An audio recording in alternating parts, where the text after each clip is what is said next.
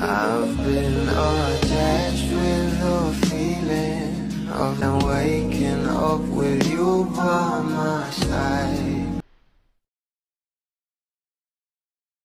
Dahil bago pa nga ipalabas sa Netflix ang Can't Buy Me Love, ay talaga namang abangers na nga ang maraming bablis, lalong-lalo na nga sa mga posts na ibinahagi sa social media nila Donnie at Bel Mariano, na bawat larawan nga nila sa mga behind the scene nakuha nga sa Can't Buy Me Love.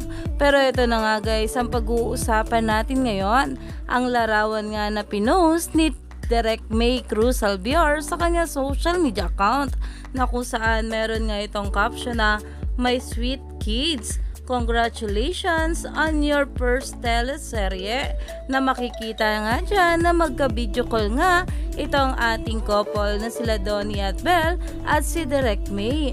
At ayon nga sa mga bula, sa isa't isa nagpapahinga at uuwi at the end of the day. Joke, ginawang very mag-asawa naman. Can't Buy Me Love now on Netflix. At ang sabi naman dito, I'm solving by. Gosh, Don Bell, ang proud ko sa inyo. Let's stop lying and finally admit that it's really the Don Bell's time, generation, and era now. It's the ultimate new generation, phenomenal love team's world, and we're just living in it. Dahil pagkalabas nga ng Can't Buy Me Love kagabi sa Netflix, ay sabay nga rin na ito pag-post na kung saan makikita ay talaga namang magkasama nga ang ating couple. Kaya naman talagang umani pa ito ng maraming komento at pinag-uusapan na sa social media.